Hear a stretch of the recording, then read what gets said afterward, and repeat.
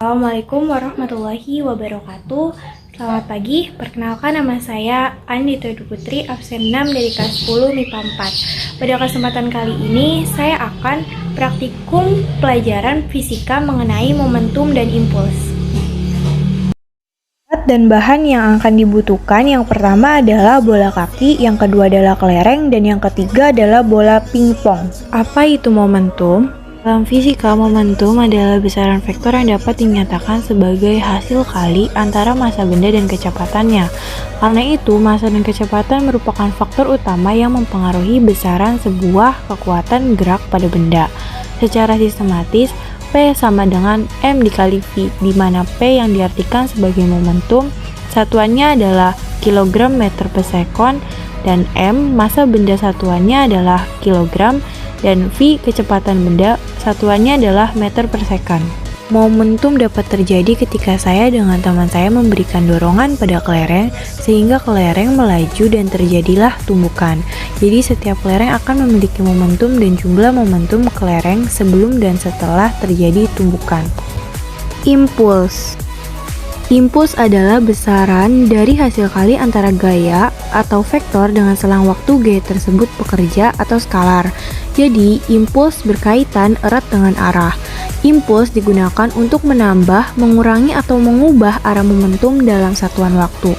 Impuls dapat dirumuskan sebagai hasil perkalian gaya dengan interval waktu. Secara sistematis, I sama dengan F dikali delta T, di mana F adalah gaya, satuannya Newton, delta T adalah waktu, satuannya second, dan I adalah impuls, satuannya Newton per second. Impuls terjadi ketika saya melakukan kegiatan menendang bola secara tiba-tiba dengan memaksa bola tersebut akan melepaskan hambatan saat bola dalam posisi diam, kecepatannya bernilai 0.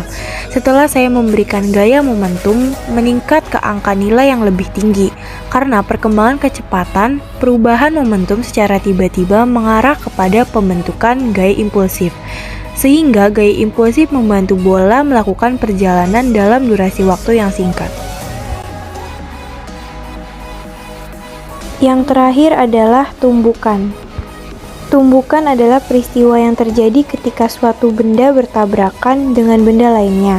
Namun jika harus dijelaskan dengan lebih ilmiah, tumbukan adalah peristiwa yang terjadi kedua dua atau lebih benda-benda saling memberikan gaya-gaya yang relatif kuat dalam waktu yang singkat.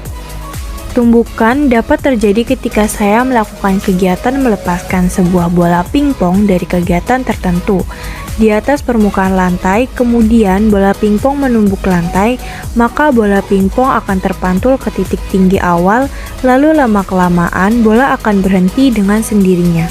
Kesimpulan dari hubungan antara impuls dan momentum adalah impuls yang dihasilkan oleh suatu peristiwa akan sama dengan perubahan dari momentumnya. Jika dalam suatu peristiwa terjadi perubahan kecepatan suatu benda, maka akan terjadi pula perubahan momentum.